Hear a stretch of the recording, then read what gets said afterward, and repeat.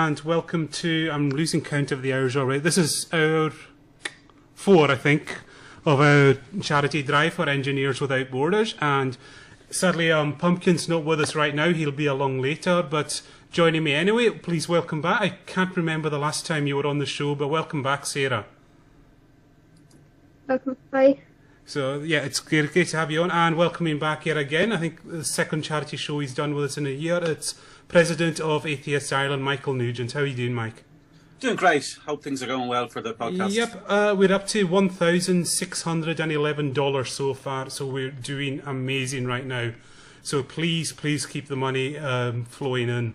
And Sarah, I believe you had some questions lined up, so I will hand over to you for this for a little bit.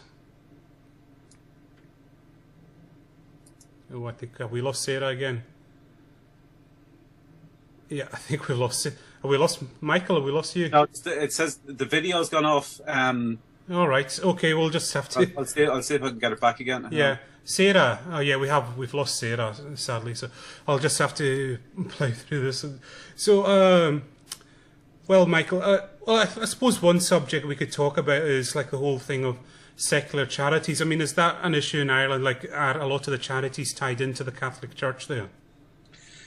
Well, it depends. I mean, there's a lot of charities that people assume are religious. Yeah. You know, a lot of people assume the Red Cross is religious because it has a cross as its symbol, and I'm constantly reminding people that the Red Cross is a symbol was used because it's a symbol of Switzerland as a kind of neutral country. The Atheist Ireland has our own charity work, which we do through a project called Good Without Gods, yep. where we our main thing over the last while is we raise money through Kiva. We have a Kiva team which raises money for entrepreneurs in developing countries, and you sign up to the site, you loan money. The loan is given to the entrepreneurs who are starting a business, typically in areas like you know, it might be a food shop, it might be a farmer, it might be somebody providing some sort of service locally. Then they pay back the loans with interest. The Kiva team who in the country that operates it there gets the interest on the loan as their operating money to keep the you get your money back again, and then you can reloan it to another entrepreneur. So you can just continually roll over the loaning of the money to more and more entrepreneurs, and so over a period of time you'll get ceaseless value out of the money that you're lending.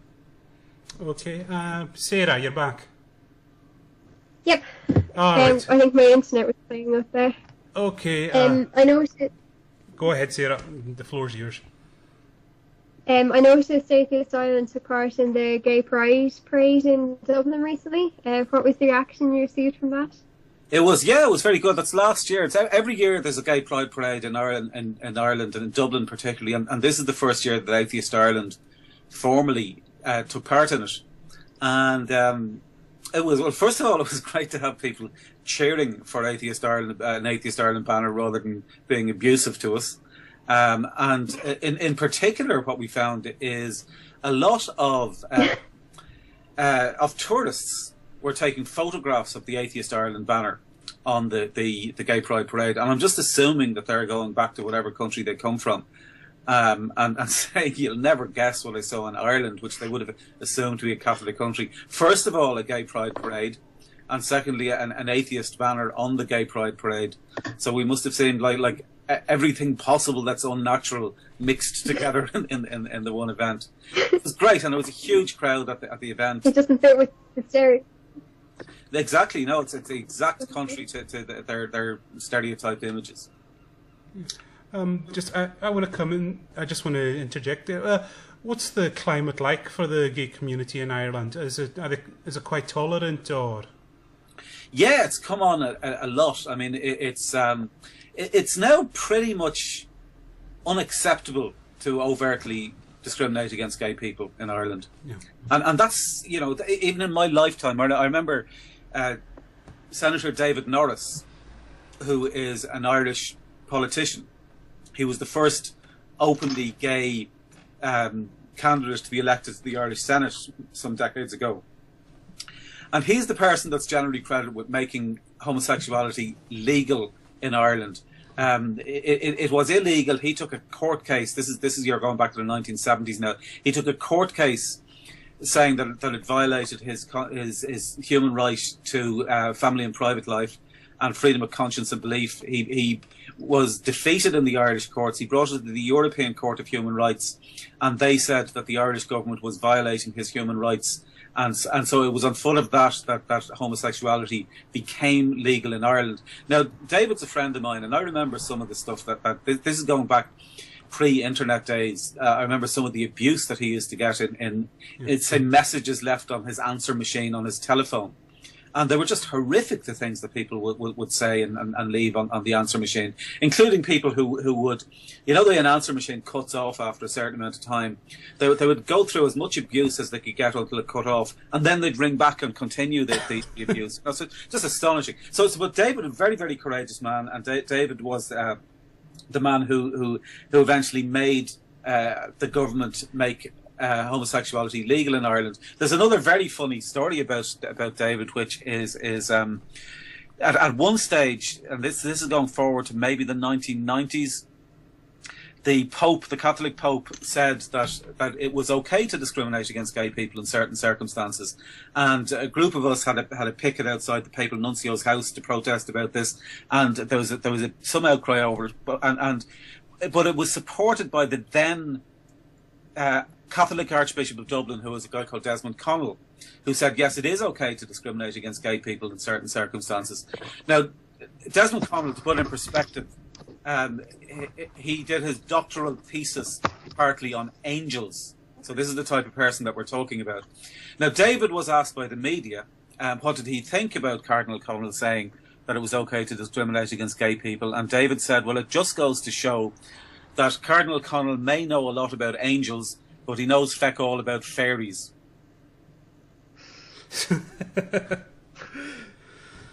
So since then, it's moved on considerably. It's now pretty much unacceptable. In the same way as if you look at opinion polls in America, that ask the question, would you vote for an otherwise well qualified candidate from your own party if they happened to be, and then it listed things, gay, Jewish, black, a woman, an atheist, etc. Atheists are currently just about the 50% mark. Just about half of Americans will vote for an otherwise well-qualified candidate nominated by their own party if they happen to be atheists. But that is where that 50% mark is in America, is where gay candidates were in the 1980s. It's where black candidates were in the 1960s, and it's where women candidates were in the 1940s. And all of those demographics are shifting up and becoming more and more acceptable. And I think that's what's happening here as well. And I think there is a parallel with the atheist advocacy that we're involved in, that we're probably in Ireland about 10 or 20 years behind where the gay community is in terms of it being considered to be unacceptable to discriminate against us. All right, Pumpkin, are you there?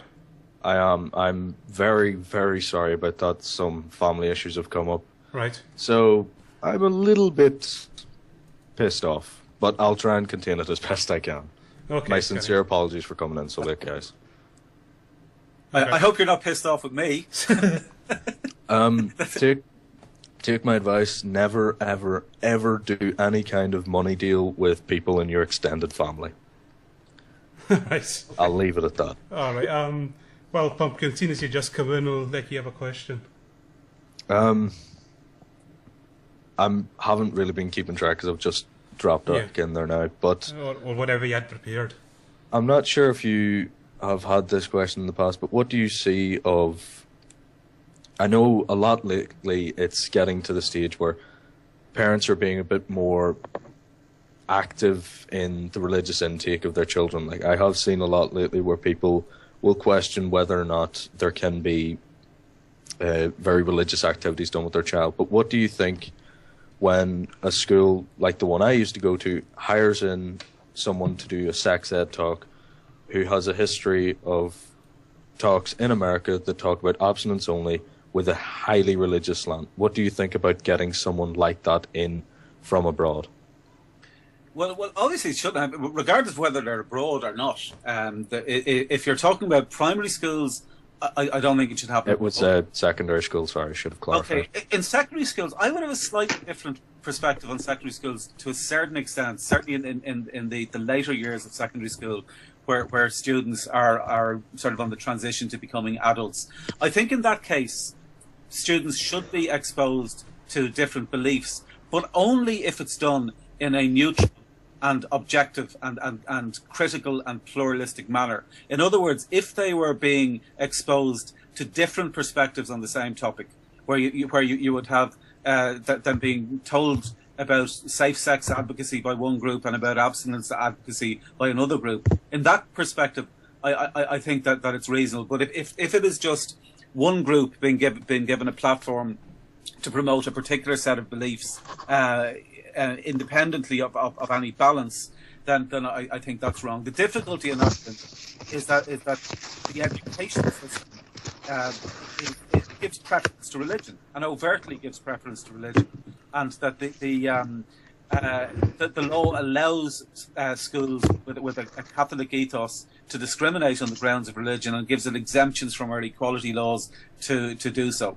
So I think it's a problem, it's a difficult problem, because of our constitutional situation to deal with, but I think it will change over time. I think we are swimming with the tide of history in terms of trying to change these things, and I think this is to a certain extent the sort of final backlash of a Catholic institutional hierarchy that has had too much power for too long, and now is trying to dig in as much as it can.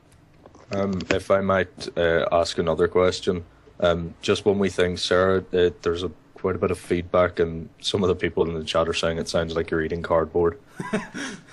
So if you could just kind of sort that a wee bit. But one question that I actually had prepared and had meant to ask as my first question is, with the 12th of July coming up and the seeming resurgence of dissident Republican and Unionist factions, do you feel we're moving closer or farther away from a legitimate form of peace process between Catholics, Protestants, and the two big groups in Northern Ireland specifically? Well, I think first of all you've got to look at it in terms of where we've come from over the last several decades. Back in the 1980s and 1990s, I was campaigning actively against IRA terrorism and against loyalist terrorism. We held peace pickets outside the Sinn Féin Ard Fheis every year. We held a protest outside the UDA headquarters in East Belfast. We did things like arranging collections of flowers and condolence cards from people in the Republic of Ireland to bring to the sites of particularly bad atrocities in Northern Ireland, regardless of which side they came from. If they were coming from, if it was a place where Republican terrorists had killed killed Protestants, the message that was that that these people aren't doing this in our name. And if it was a case that loyalist terrorists had killed Catholics, the message was that those of us in the Republic have not forgotten about what's happening there, and that we're working together to try to bring about a peaceful future for Northern Ireland. So from that perspective, I think we've got to recognise that we've moved on a long way, where people generally had to look under their cars to see if there was a bomb there, where people generally had to be afraid of going into the city centre, and so that progress has to be recognised. Now, the second part of it is, unfortunately, the peace process and the political institutions that have been put in place on the basis of the peace process institutionalised sectarianism, but by making politicians register on the basis of which side of the divide that they are on, and in doing so also squeezes out the middle ground of people who don't want to identify primarily as a nationalist or a unionist. Thirdly, I think the fact that there is less overt terrorism makes it almost safer to be overtly sectarian, and can increase casual sectarianism in a way that was almost hidden or kept in check by the different type of sectarianism that was happening when it was accompanied by regular ongoing murders. But I do think you're right that there is a danger of it starting again. I don't think it's going to reach the stage of public support that it did have on either side of the divide. Back in the 1970s, 80s, and 90s. But then again, even one person being killed is one too many. So I do think that it's very important that people stay on board on that issue and highlight the fact that we need a democratic, peaceful society that is based on just recognising everybody's right to believe what they want, but nobody's right to impose their beliefs on others, certainly not through the barrel of a gun. One little minor addition to that would be, I've in a nearby area to me, there's a small paper called the Tyrone Times, and they recently were delivered bullets in the post and a message saying, basically we represent some unionist thugs who have heard concerns from people living near a park in Moorestown saying some foreigners are being a bit loud and boisterous, so if they show up in the park again, we're just going to shoot them. I've noticed lately there seems to be a lot of slant between rather than it just being Catholic and Protestant and the two sides locking horns, there seems to be a growing middle group of people who don't belong to either foreign nationals, atheists. I know there is violence in my local area against LGBT community members. So do you think, I suppose what I'm asking is, do you think we might end up having a shift where it goes from Catholic to Protestant to Catholic, Protestant, and everyone else? It's possible. First of all, I wouldn't be... And apologise, I know this is really bad question asking. No, it's fine. No, it's fine. I'm quite happy to discuss this. I think it is a danger, but I think we have to combine recognising how far we've come. With being... with staying on top of making sure that it doesn't get back to that again. Now, the bullets in the post, I have a lot of sympathy for that, because when I was campaigning against terrorism back in the 80s, myself and my late wife had some bullets put through our letterbox. And our feeling at the time, now I don't want, I'm not familiar with the situation that you were in Tyrone with regard to that incident, but our feeling at the time was that the type of people who drop bullets through letterboxes are less likely to be actual terrorists and more likely to be thugs who think that they're terrorists. Now, I would still caution people to be to be careful and to get the police to act on those issues. But I think we have come on a lot, and so I think we can be optimistic rather than pessimistic that we can deal with the small resurgence that is starting to show at the moment. Okay. Well, thanks for asking those questions. I know they were answered asked in a somewhat haphazard way. Yeah, no, it's fine. That's fine. Sarah, do you have anything you'd like to ask Mick? Oh, hang on. I think I've figured out my video thing here. I think that video is working now. Is it? Hold up. Sorry. Just. Oh no, I think it's coming through now. Okay. We can see that lovely green screen. Exactly. Yeah. Patriot. Yeah, I couldn't find a red, white, and blue one.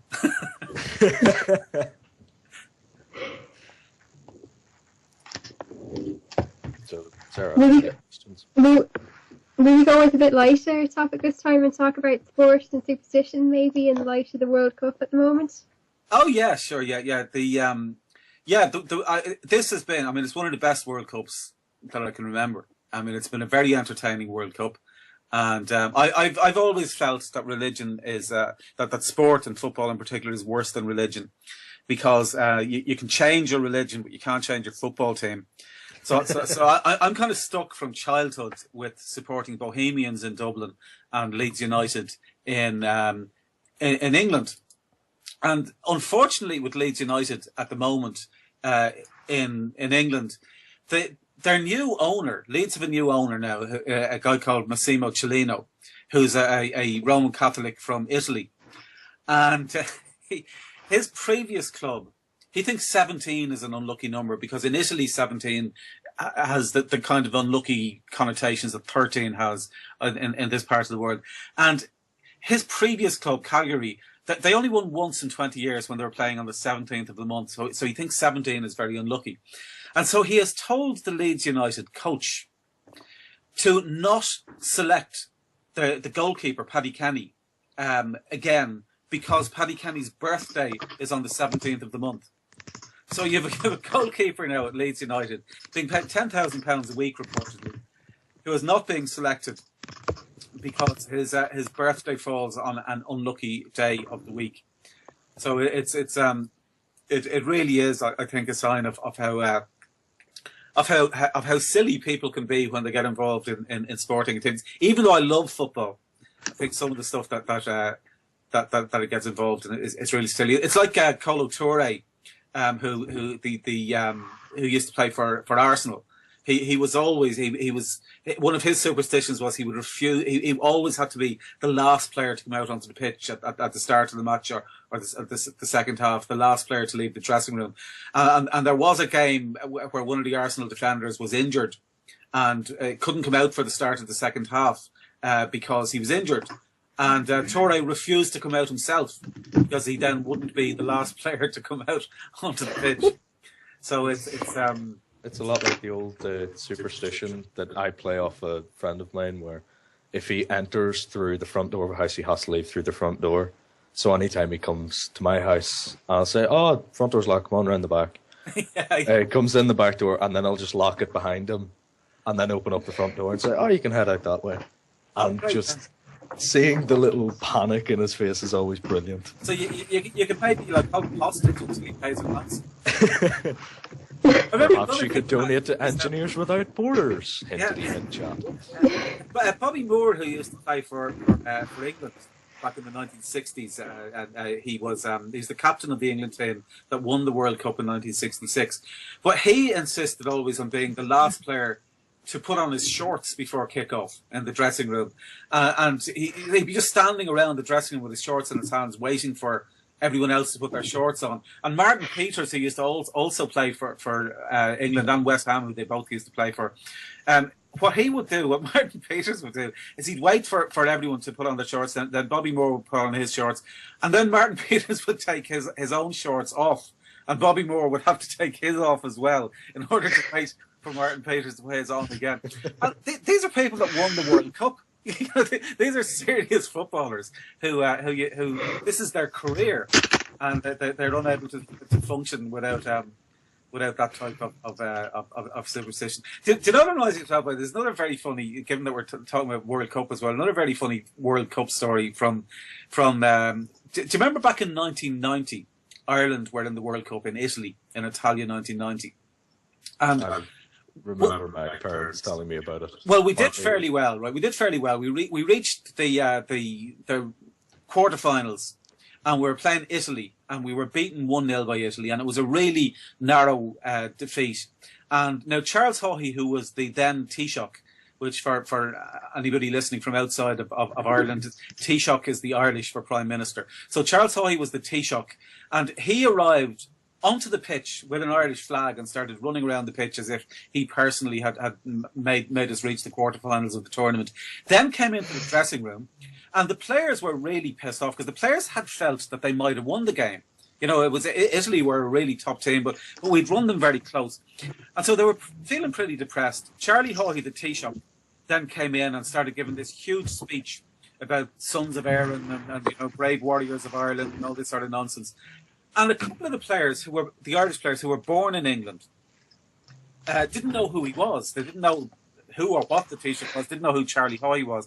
And Tony Cascarino was one of them, and he said to Andy Townsend, he said, who's your man that's come in? And Andy Townsend said, I don't know. He said, I'll ask Niall Quinn. So he asked Niall Quinn, he said, who's your man? And Quinn told him, and Townsend Pasquarino said, "Well, you know, who is he?" And Townsend said, "I don't know, but Quinny says he has a tea shop." Chinese whispers, bringer of joy. So that's Ireland and football. Ireland, the team. By the way, Ireland once hired a manager. This is a true story. Ireland, when Johnny Giles retired, this is back in the 1970s, and it was between two other players, Paddy Mulligan and Owen Hand, to replace Johnny Giles as manager. The Football Association of Ireland selected Owen Hand by one vote, and afterwards one of the people said the reason that he voted for Owen Hand as manager of Ireland instead of Paddy Mulligan was that he thought that Paddy Mulligan was the person who had thrown a bun at him at one of the away trips. So that's so it's no wonder Ireland is in the state that it's in, given that that's how we run our football team. It's no wonder that we run the country in the same way. I will always remember the video of, I think it was Bertie O'Hearn in reference to the Tea Party in America, and he goes on this fairly impassioned speech, and he's saying, you know, I love, it's a shame that, you know, all of these Americans who would love to work over here are being pushed down by the Tea Party and so forth. And then he just jumps in with, because a bunch of ignorant bastards, and you would not find that in any Parliament building anywhere else. Yeah. Well, I remember Charlie Haughey now used to be great in Parliament in terms of, I completely disagreed with all his politics, but he was asked once in Parliament. This was the kind of pirate radio stations were life in Ireland, and he said that his government was committed to closing down the pirate radio stations. And he was asked in Parliament by another member of Parliament, how can the Taoiseach reconcile his statement that he wants to close down pirate radio stations with the fact that his own government ministers are appearing on these pirate radio stations every day? And he stood up, and his one sentence reply was, "I don't know how it is possible to appear on radio." Oh, jeez. Yes, quick shout out for the charity. I would love to see everyone in the chat bar start donating as much or as little as they can. Of course, if you donate a little, I will view you as a terrible, terrible person. So start putting your donations into Engineers Without Borders. They are fantastic people. And Sarah, still plenty of noise. Rawr. Okay. Don't worry, happens to everyone. Do you want to give the next question? I've nothing particularly in mind, just... No, wait, I have one thing. How is it that you, Michael, managed to be simultaneously one of the politest people I've ever met, and yet at the same time, with what you're saying, you're basically sticking a knife into someone and tearing everything of their argument apart? I'm fascinated as to how you can do that. What I like to think that I do is I focus on ideas rather than people. So unless if you're being satirical and comedic, you know, there's an extent to which you can focus on public figures. But if I'm talking to an individual person, I think if you divorce the person from their ideas, you can respect the person as an individual, because you recognise that in all seriousness, no matter how either silly or even harmful or even immoral their beliefs are, with most people, they do believe it because they are genuinely mistaken about something, rather than because that they want to hurt people or that they want to do something bad. So I think if you focus on the mistakes in the thinking and the beliefs and the ideas, rather than attacking the individual person, then that's what I always try to do, and I hope that it has an effect. That must be put to the test at the information table. We had at the Atheist Ireland information table, which is something that we do every month, on the first Saturday of every month, from 12 o'clock to 2 o'clock outside the GPO in Dublin, we have an information table where we give information about Atheist Ireland, about atheism and about secularism. And we get a kind of mix of reactions from the public. But today we had a woman walking by who told us that we have some neck standing there like that outside a building where so many people died for Ireland, and that we should be shot.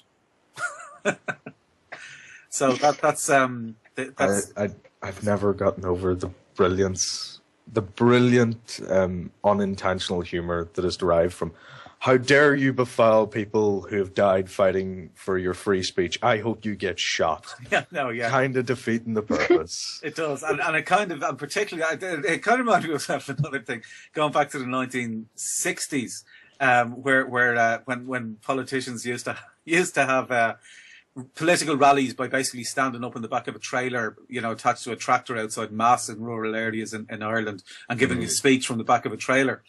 And one of those up in Donegal, a Fianna Fáil TD introduced a man standing beside him by shouting very emotionally, "I have beside me a man who fought and died for Ireland in 1916.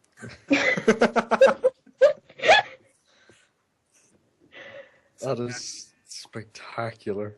Yeah, nothing like republicanism or loyalism for people losing the run on themselves in terms of rationality. I vaguely remember dealing with someone in work, because I work in a shop and there's plenty of customers will come through. But I was serving this guy once, and it was fairly obvious that he was at least in some way affiliated with the UVF, mostly for the tattoo of UVF across his knuckles. Yeah, that'd be a hint. Yeah, just like a minor hint. And then there was the few other things like, the English cross on his shirt, and the fact he kept saying, "Oh, can't wait to go to the meeting tonight. Love meeting my unionist friends." Such minor details that only a keen detective could pick up. But as I'm serving this guy, I can't remember how, but I get into this conversation with him, and I'm trying to avoid mentioning he's a unionist, but it slips in somehow. And he says, "Oh, I believe in unionism and all this shit." And I said, "So you'd like to be British?" And he says, "Fuck no, I hate the English." I just... Yeah. Just like quick as a whip, "I hate the English, but I'd love to help them." Yeah, it's extraordinary. I remember another thing. I remember back. The first part of this isn't funny, but the second part is, after one of the more serious IRA atrocities. I don't know if you recall, in T-Ban Cross, they murdered some Protestant workmen coming back from an army base. They blew up their bus and just killed 6 of them. And the following morning, or it happened on a Friday, so on the Monday morning, a group of us in Dublin chained ourselves to the gates of the Sinn Féin offices in Dublin, and we wouldn't let them in the morning, just as a protest. And we had placards with the names of the people that they had murdered. And one of the first Sinn Féin person to arrive started threatening us and telling us that, he'd sort us out and he'd have us moved. And there was a policeman across the road, because we had told the police what we were doing. So he said that he was going to get the policeman to move us for trespassing. And he was walking across the road, and he was halfway across the road to tell the policeman to move us. And one of the guys with us shouted over at him, "Collaborator, informer." And he stopped in the middle of the road, didn't know what to do, and then headed off to get instructions from somebody. It's the easiest way just to confuse someone in that position is just say they're an informant. Yeah. It's like back in the earlier part of the Troubles, the IRA used to use condoms as part of the protective timing. I've heard about this, yes. And some of the IRA members were opposed to using condoms on moral grounds. "I'm quite happy to build a bomb that could kill or maim many people, but I swear if you put another rubber Johnny on it, I quit." Yeah. So it's well, seriously, it's amazing how far we've come on since then. Oh yeah. I genuinely remember people saying, this will never end. It'll go on forever.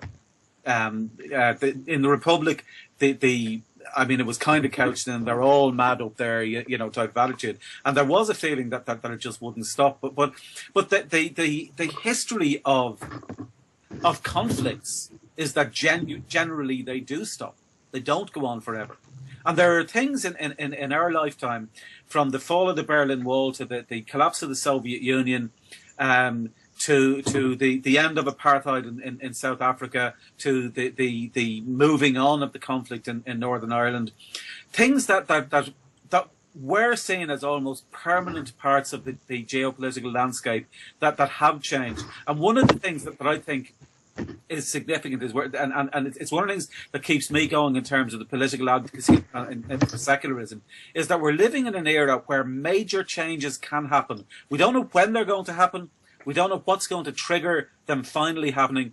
But when the change does happen, it can be significant and it can be very, very fast. And so it's just a case of continuing to work away so that when that shift happens, which will probably be triggered by something socio-political that isn't necessarily to do with what we're doing, but that all of the work that we're doing will then become retrospectively useful, and that's one of the reasons for keeping going at times that it can seem as if it's very, very difficult. I cannot wait to sit down with my kids and possible grandkids and say, let me tell you about some shit that happened before I was young. Lots of people did horrible things in the Troubles, and just cannot wait till it's nothing but a footnote in the pages of history. Yep. And hopefully when it reaches the stage that kids growing up in Northern Ireland want to stay living there, as opposed to saying, the sooner I get out of here, the better. I've fallen into that boat. Yep. Yeah, I mean, and it's understandable. It's understandable, but hopefully, as time goes on and future generations will look back on it and go, "Well, that just sounds really strange the way people were behaving." As a little, how could I put this? As a little incentive to the people who are thinking about donating but maybe don't want to, is there anything you could possibly offer us as incentive? If someone donates such and such amount, you could offer something. Well, what are you at the moment? I believe we are somewhere, I think we've passed $1,500. 16. 1,000. Yeah. No, go on ahead, sir. 1,612. So I'm not catching that, Sarah. Oh. The line went a bit strange. She said $1,612. So anything you could possibly offer. Okay, what have people been offering to date? I think there were copies of books. Mick, I'll come in there. One of the guys from Secular Scotland offered a signed book. The chair of Secular Scotland, I don't know, he's offered to go naked to his gym to do chin-ups and have pictures taken. I don't know, that's probably not up your street, that one, Mick. But no, I think that would discourage people from donating. So that's the kind of... It's just... You never know, there's a niche for every audience. Yes. Yeah, well, if we can find a niche for that audience, I think I would... I'd give up Atheist Ireland. Well, I don't think that's going to happen. No, listen. I think the simplest thing is the next $100 donated between now, say, and the end of this program, I'll match. Okay, there you go. Chat room, get $100 in now. Okay, Pumpkin and Sarah, you can go back to it. Yep. Any other entertaining stories you want to pass on, or any topics you want to cover? Are you talking to me there? Yep. Or Sarah, if she wants. Will we talk, maybe the Geneva? Michael and Jane Donnelly from Atheist Ireland are going over to Geneva for a human rights event. Yeah, that's next week or the week after next, Monday week. Atheist Ireland is sending a delegation of myself and Jane Donnelly, who's our human rights officer, to Geneva, where the United Nations Human Rights Committee is examining Ireland's record under one of the international treaties that Ireland has signed up to. Ireland regularly signs up to international human rights treaties and ignores its obligations under those treaties. We have overt discrimination against atheists and non-Christians in Ireland, ranging from the law against blasphemy, which is in the Constitution, the fact that the President and judges and members of the Council of State, which includes the Prime Minister, the Deputy Prime Minister, the Chair of the Dáil, the Chair of the Senate, and the Attorney General, all have to swear religious oaths in order to take office.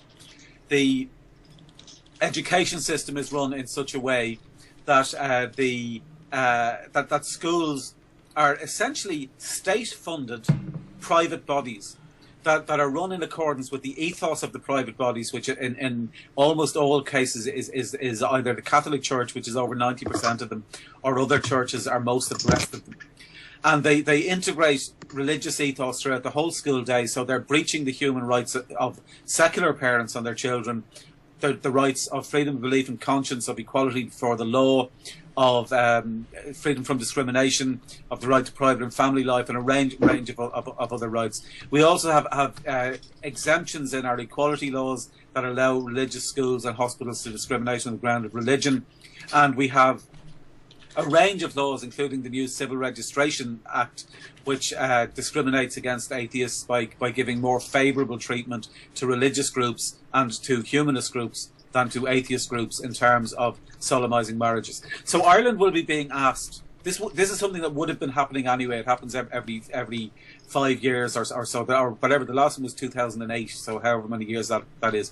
Ireland is asked periodically about how it is keeping to its obligations under these treaties. And so this year, Atheist Ireland is going to be going over as part of the process.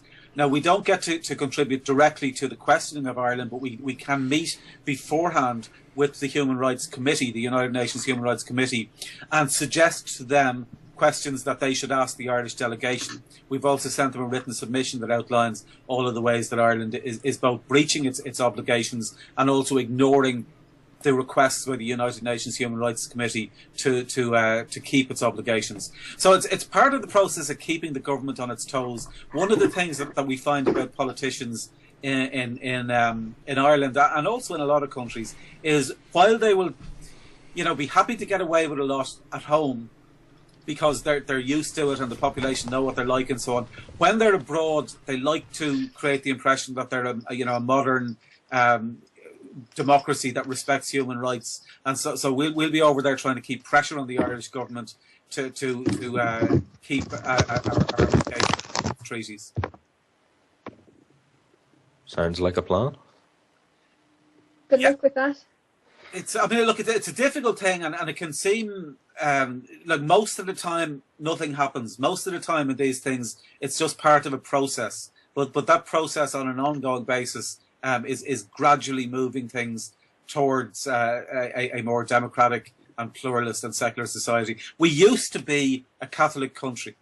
We're now a pluralist country, but still with Catholic laws. And I think the people have moved on, and the task now is to get the government to catch up with the people and to pass laws that reflect the Ireland that we're in today, where everybody's human rights should be respected.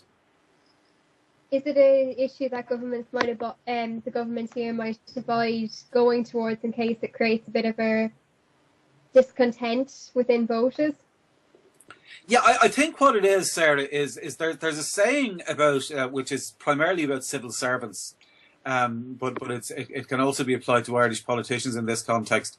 It's a rule, an unspoken rule, which is if it is not necessary to take a decision, then it is necessary to not take a decision. And I think that's what they do. They will just refuse to take a decision until they absolutely have to, until they're forced into doing it. Because if they take a decision and they upset people, then they have to placate those people, and they would rather just keep things as steady as they can rather than upset anybody. So I do think that it will change. But like the David Norris case we were talking about earlier, I think that when we get judgments against Ireland at these international either courts or international treaty monitoring bodies, that helps some of the politicians to be able to take action and say, well, look, we're being forced to do it by those guys over there in Europe.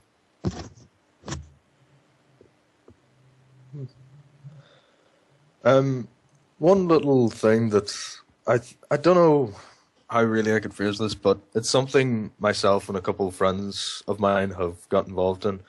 I'm sure you're aware of the abortion clinic in Belfast and how it's one of, I believe, 2 in all of Northern Ireland. Well, something that happened to me somewhat recently was I found out the school I was in at the time was planning to get a busload of students to go down and protest it. Right. So I decided, and got a few friends of mine in on this, was we took the day off school, went down and held up signs right in front of all of these people saying things, we're not with these people are bastards. But one of the signs that was held up between myself and a friend of ours with big grins, I believe it's in one of the papers in Belfast, is abortion brings out the child in you. So do you think there's a market for, as I realise a lot of what you do is serious, and while you have your more humorous moments, do you think there's perhaps a niche for slightly darker humour as a way to get the message across? Well, I think humour and ridicule and satire are important parts of making political points. When the Irish blasphemy law was passed a few years ago, as well as our serious campaigning against the Irish blasphemy law, one of the things that we did was to highlight how ridiculous it was is we started a new religion that worshipped the Justice Minister, Dermot Ahern, who brought in the blasphemy law. We called our new religion the Church of Dermatology. And our beliefs as the Church of Dermatology were that Dermot Ahern created the world out of nothing, that ice cream wafers are literally the body of Dermot Ahern, and like the Mormons, we have magic underpants. So I think things like that, in terms of using satire to highlight how ridiculous positions are, is a very useful part of political campaigning. Another example of that in terms of abortion, and this is going back to the 1990s. There was a book being sold in the 1990s in Ireland called "Closed: 99 Ways to Stop Abortion," and it was by an American who's still called Joe Scheidler, who's still currently involved in funding some of the anti-choice activities in Ireland from America. And this book was a book about how to disrupt the work of abortion clinics in order to stop them from functioning effectively. And it was a really horrible book. Like, some of the chapters in it were things like use inflammatory language like abortuary and Holocaust. And there was a chapter called "Warn the Garbage Man, You're Hauling Corpses." So this is the type of book that was being sold in the Irish Catholic Bishop's bookstore, Veritas in Dublin. And it also included a chapter on how to disrupt the work of abortion clinics, and the way that, as a part of how to do that, it suggested that... Sorry, Michael, Sarah, can you mute for just a wee minute? The background noise is getting really bad. Thank you. Sorry about that. Okay, now what this book did is it suggested, as part of how you would disrupt the work of abortion clinics, this was an American book, you get on their mailing lists. This is pre-internet days. Get on their mailing lists, and then you know what they're doing, and then you'll be able to disrupt what they're doing. And so it gave a range of a list of names and addresses of abortion clinics or abortion advocacy groups in America, so that you could get on their mailing lists, so that you could disrupt their work. Now, this was back in before the X case in Ireland. The Constitution made it illegal to give information about abortion, and it was illegal to give people information that would assist them in getting an abortion. So I got a copy of that book, and I gave it to the guards, and I gave it to the Director of Public Prosecutions, and said that the Catholic bookstore in Dublin is selling a book that includes names and addresses of abortion clinics abroad, which could be used to facilitate people getting abortions, which is therefore illegal, and I got the book banned from the Catholic bookstore because they had those addresses in it. So there are things I think that it is useful to use humour and satire to highlight how absurd the position of some of these issues are. I think the one thing that you have to be careful with is that it's done in such a way that is sensitive to individual people who are undergoing crisis situations in any walk of life. But once that's taken into account, I do think that it is that humour is very important. Mm-hmm. It reminds me of another thing. One of my favourite cartoons in the Irish Times in the 1980s. It was by Martin Turner in the Irish Times, who recently, by the way, had a cartoon banned by the Irish Times about the Catholic Church. But back then, it was after the first divorce referendum was defeated in Ireland, so divorce was still unconstitutional. And it was in the 1980s, so it was around the time of the Ulster Says No campaign, about the Sunningdale, it wasn't Sunningdale, it was coming up to the Good Friday Agreement, but it was the Anglo-Irish Agreement that Gareth Fitzgerald had arranged with Margaret Thatcher. So the Ulster Says No campaign was on against that. Around the same time in the Republic of Ireland, the referendum to allow divorce was defeated.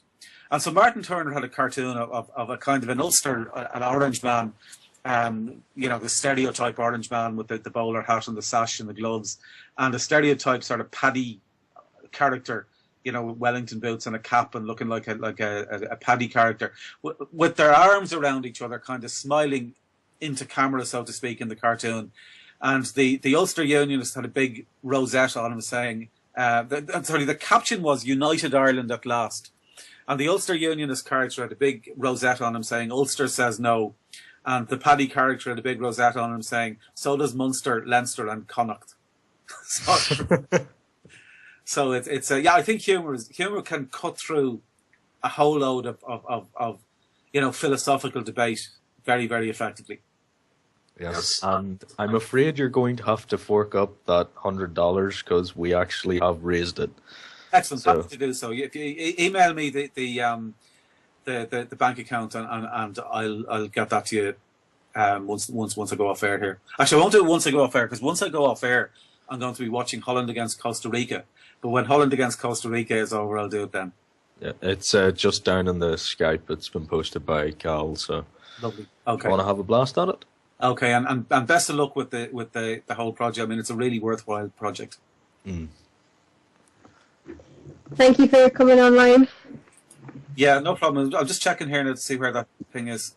I'm trying to just on debate. If you feel like you're having trouble remembering your card details, just say them over the internet, and it will really help. I'll do that. Yeah, and also I'll give you my date of birth, and my height and my eye colour and anything else. Well, Pumpkin's the Prince of Nigeria, don't you know? So you own that. Oh yeah, I'm your long lost Nigerian deposed prince cousin. I'll just need your bank account details so I can send you some money. Yeah, I'll do that, and I'll do everything, and also I'll do everything short of doing a naked gymnastic routine, which might be useful for identifying me, but only in very limited circumstances. Yeah. There's that man. I'd recommend that plie anywhere.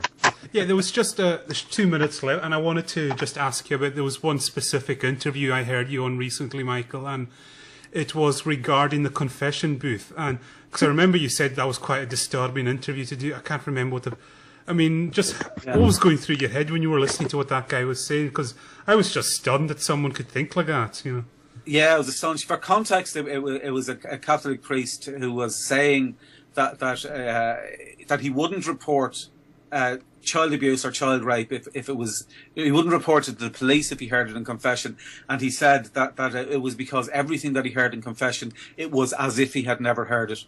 And he was saying that that even if he was told in confession, he said that the altar wine in his church had been poisoned, that he would go out and at the next mass he was saying he would still drink that altar wine because he had to act as if he didn't know that he had heard it.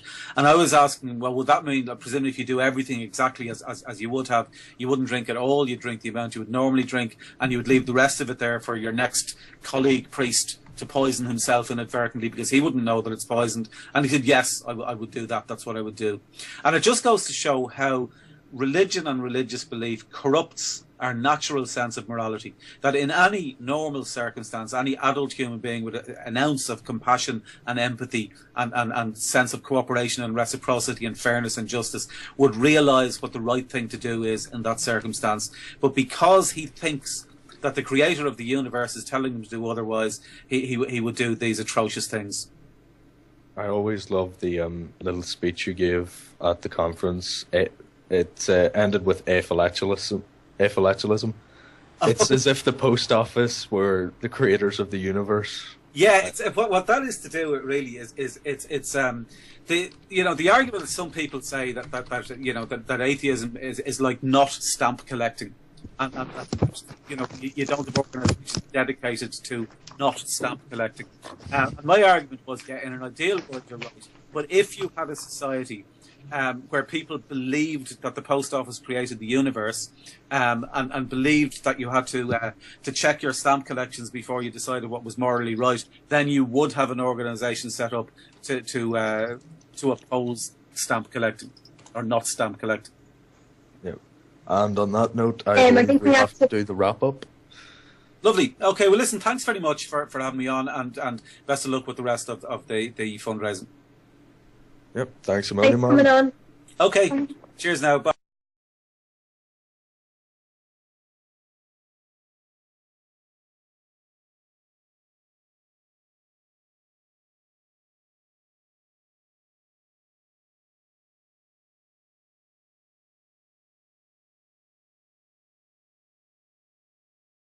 It might be a food shop, it might be a farmer, it might be somebody providing some sort of service locally. Then they pay back the loans with interest. The Kiva team who in the country that operates it there gets the interest on the loan as their operating money to keep the you get your money back again, and then you can reloan it to another entrepreneur. So you can just continually roll over the loaning of the money to more and more entrepreneurs, and so over a period of time you'll get ceaseless value out of the money that you're lending. Okay, Sarah, you're back. Yep. Right. I think my internet was playing up there. Okay. I noticed it. Go ahead, Sarah. The floor's yours. I noticed Atheist Ireland took part in the Gay Pride parade in Dublin recently. What was the reaction you received from that? It was very good. That's last year. It's every year there's a Gay Pride parade in Ireland, in Ireland and in Dublin particularly, and this is the first year that Atheist Ireland formally took part in it. And it was, well, first of all, it was great to have people cheering for Atheist Ireland, an Atheist Ireland banner, rather than being abusive to us.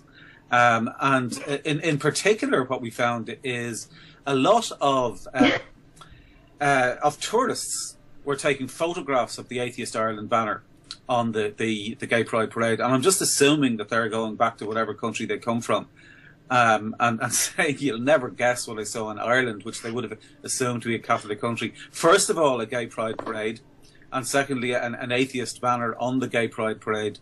So we must have seen like everything possible that's unnatural mixed together in the one event. It was great, and it was a huge crowd at the event. It doesn't fit with the stereotype. Exactly, no, it's the exact contrary to their stereotyped images.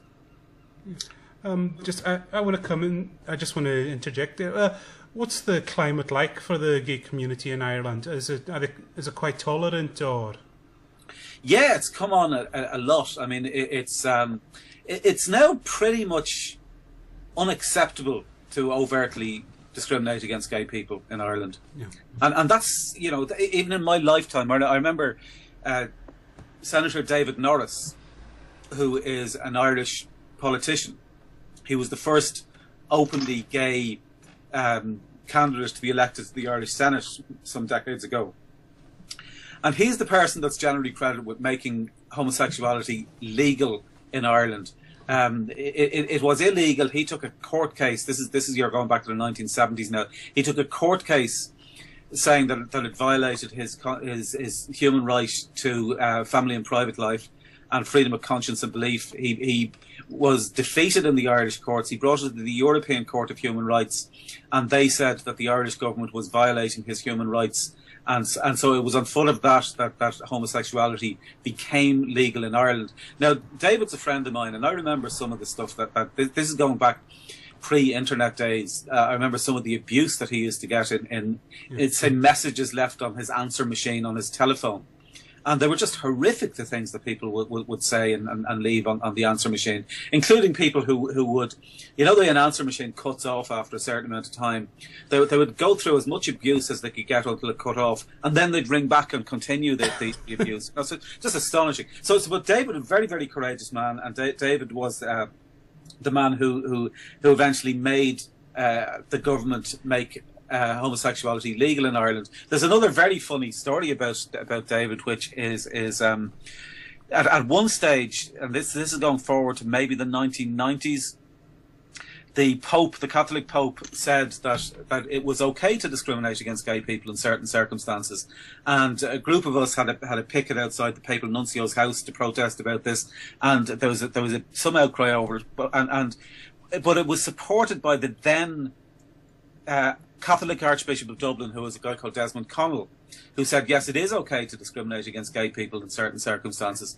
Now, and welcome to, I'm losing count of the hours already. This is hour 4, I think, of our charity drive for Engineers Without Borders. And sadly, Pumpkin's not with us right now. He'll be along later, but joining me anyway, please welcome back. I can't remember the last time you were on the show, but welcome back, Sarah. Welcome. Hi. So, yeah, it's great to have you on, and welcoming back here again. I think the second charity show he's done with us in a year. It's President of Atheist Ireland, Michael Nugent. How are you doing, Mike? Doing great. Hope things are going well for the podcast. Yep, we're up to $1,611 so far, so we're doing amazing right now. So please keep the money flowing in. And Sarah, I believe you had some questions lined up, so I will hand over to you for this for a little bit. Oh, I think, have we lost Sarah again? Yeah, I think we lost it. Have we lost Michael? Have we lost you? No, it says the video's gone off. All right. Okay, we'll just have to. I'll see if I can get it back again. Yeah, Sarah. Oh, yeah, we've lost Sarah, sadly. So I'll just have to play through this. So, well, Michael. I suppose one subject we could talk about is like the whole thing of secular charities. I mean, is that an issue in Ireland? Like, are a lot of the charities tied into the Catholic Church there?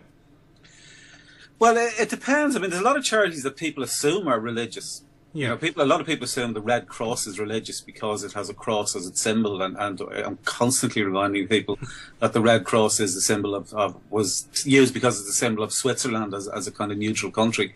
The Atheist Ireland has our own charity work, which we do through a project called Good Without Gods, yep. where we our main thing over the last while is we raise money through Kiva. We have a Kiva team which raises money for entrepreneurs in developing countries, and you sign up to the site, you loan money. The loan is given to the entrepreneurs who are starting a business, typically in areas like. Well, Pumpkin, seeing as you just come in, we'll let you have a question. I haven't really been keeping track because I've just dropped back in there now. But or whatever you had prepared. I'm not sure if you have had this question in the past, but what do you see of... I know a lot lately it's getting to the stage where parents are being a bit more active in the religious intake of their children. Like, I have seen a lot lately where people will question whether or not there can be very religious activities done with their child. But what do you think when a school like the one I used to go to hires in someone to do a sex ed talk who has a history of talks in America that talk about abstinence only, with a highly religious slant. What do you think about getting someone like that in from abroad? Well, obviously it shouldn't, regardless of whether they're abroad or not. If you're talking about primary schools, I don't think it should happen. It was secondary school, sorry, I should have clarified. Okay, in secondary schools, I would have a slightly different perspective on secondary schools to a certain extent, certainly in the later years of secondary school, where students are sort of on the transition to becoming adults.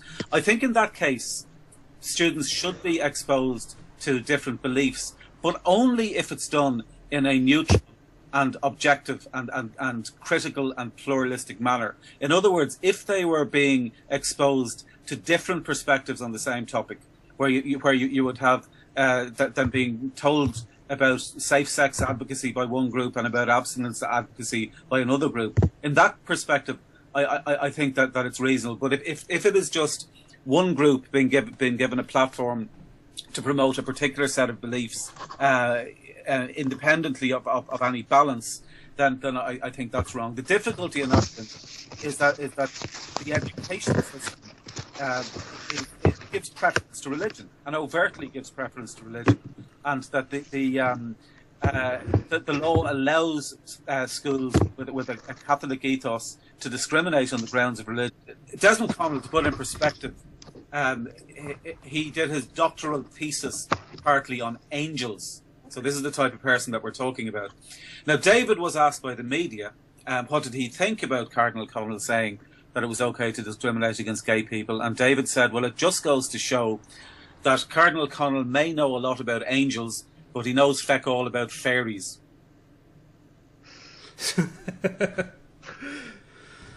So since then, it's moved on considerably. It's now pretty much unacceptable. In the same way as if you look at opinion polls in America, that ask the question, would you vote for an otherwise well qualified candidate from your own party if they happened to be, and then it listed things, gay, Jewish, black, a woman, an atheist, etc. Atheists are currently just about the 50% mark. Just about half of Americans will vote for an otherwise well-qualified candidate nominated by their own party if they happen to be atheists. But that is where, that 50% mark is in America, is where gay candidates were in the 1980s. It's where black candidates were in the 1960s, and it's where women candidates were in the 1940s. And all of those demographics are shifting up and becoming more and more acceptable. And I think that's what's happening here as well. And I think that there is a parallel with the atheist advocacy that we're involved in, that we're probably in Ireland about 10 or 20 years behind where the gay community is in terms of it being considered to be unacceptable to discriminate against us. All right, Pumpkin, are you there? I am. I'm very, very sorry about that. Some family issues have come up. Right. So I'm a little bit pissed off, but I'll try and contain it as best I can. Okay. My sincere apologies for coming in so late, guys. I hope you're not pissed off with me. Take my advice. Never, ever, ever do any kind of money deal with people in your extended family. Nice. I'll leave it at that. All right.